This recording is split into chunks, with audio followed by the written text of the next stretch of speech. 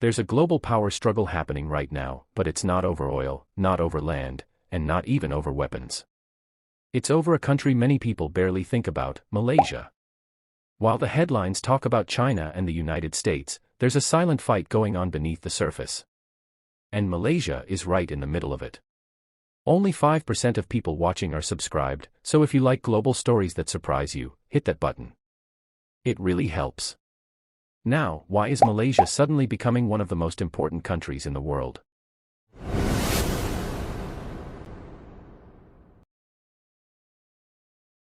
It all starts with geography.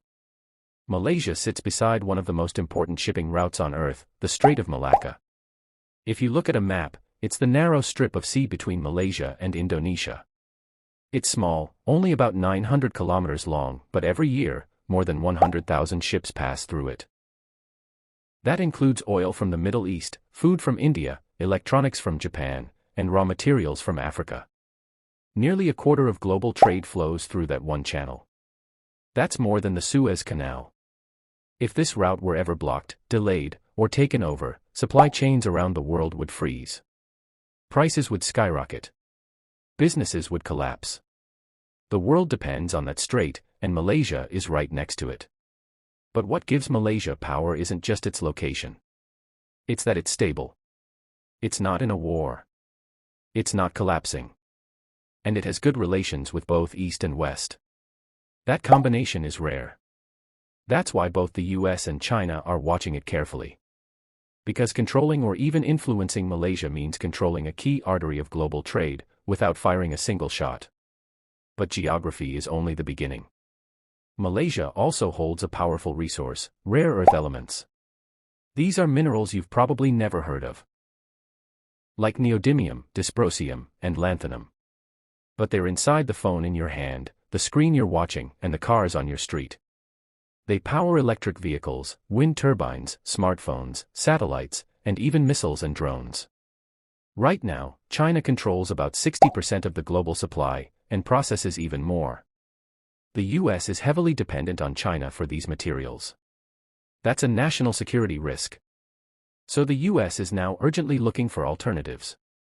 And Malaysia is one of the few countries that can help.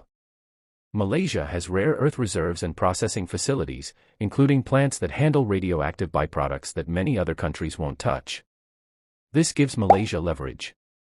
Both China and the US are investing in these facilities. They're offering training, partnerships, and long-term supply deals. But they're doing it quietly, because nobody wants a public fight over minerals. It's not dramatic. But it's real power. And while the world focuses on big, obvious conflicts, like Ukraine or Taiwan, something else is happening on the oceans. The South China Sea is becoming one of the most tense, contested areas in the world. China claims huge parts of it, even areas far from its coastline. They've built artificial islands, installed radar systems, and even constructed runways for military aircraft.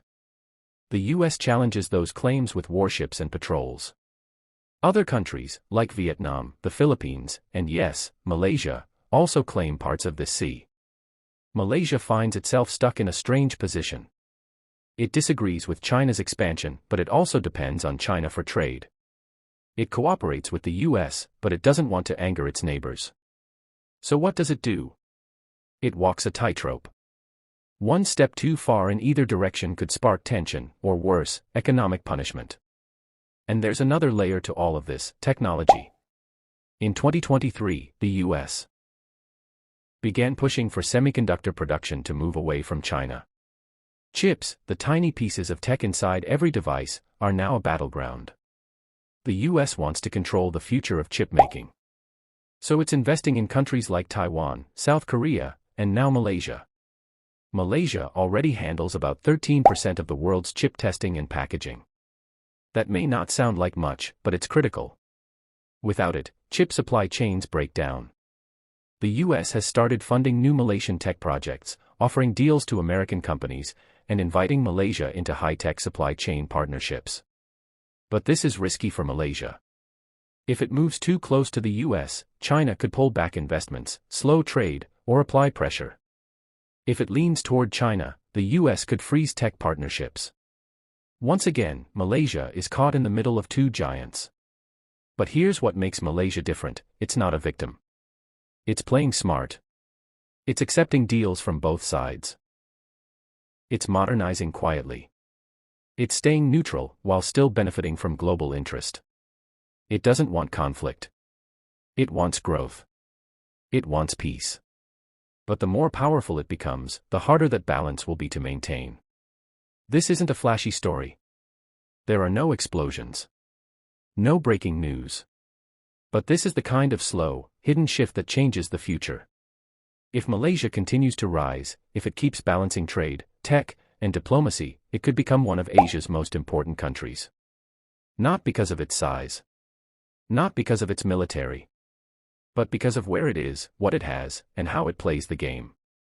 So the next time someone tells you that global power belongs to China or the US, tell them to look again.